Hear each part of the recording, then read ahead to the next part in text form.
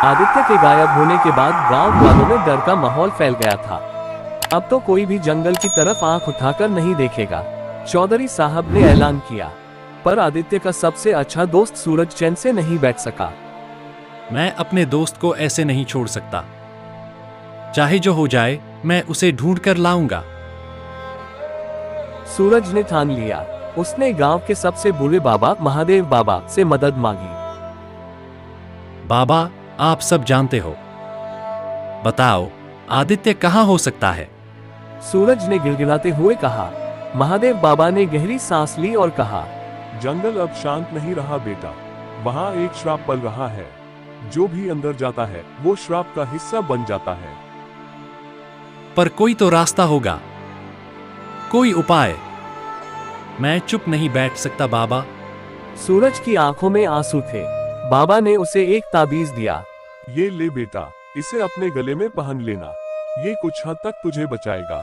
लेकिन ध्यान रखना, वहाँ हर चीज वैसी नहीं होती जैसी दिखती है। सूरज ने ताबीज गले में पहन लिया और बिना किसी को बताए रात के अंधेरे में जंगल की तरफ बढ़ गया। जैसे ही उसने जंगल में कदम रखा, उसे एक ठंडी लहर ने घेर लिया।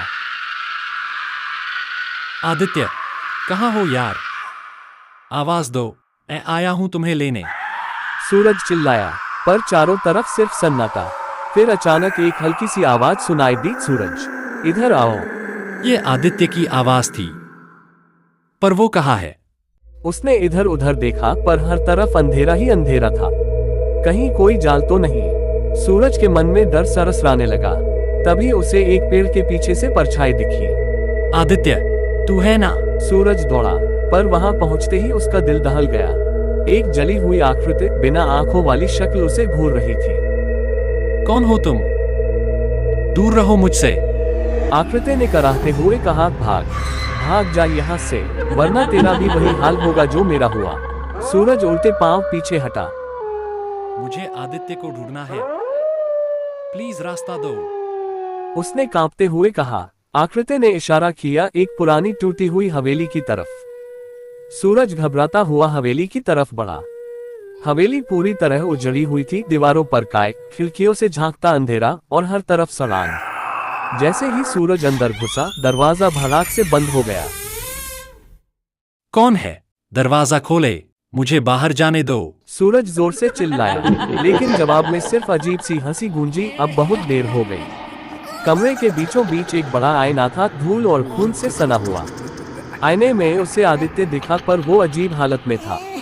उसके चेहरे पर डर था, हाथ बंधे हुए थे। आदित्य, मैं आ गया हूँ भाई, तू चिंता मत कर, मैं तुझे बचा लूंगा। पर तभी आईने से एक हाथ निकला और सूरज की तरफ बढ़ा। छोड़ो मुझे, ये सब क्या हो रहा है? सूरज बुरी तरह कांप गया। महादेव बाबा का दिया ताबीज अचानक चमकने लगा। तेज चमक के साथ हाथ पीछे हट गया। हाँ, यही मौका है, सूरज ने सोचा और आईने पर ताबीज फेंक दिया।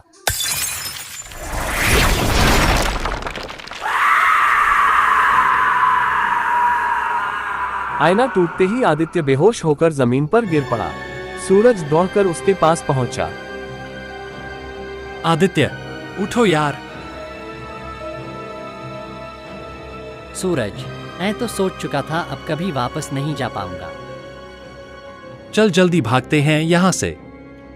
दोनों भागते हुए जंगल से बाहर निकले।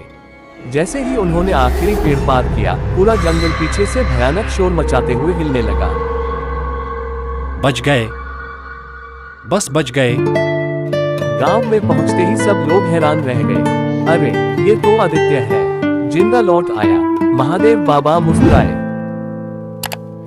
सच्ची दोस्ती और हिम्मत किसी भी श्राप से बड़ी होती है बेटा। आदित्य और सूरज एक दूसरे को देखकर मुस्कुराए। साथ थे, साथ हैं और हमेशा साथ रहेंगे।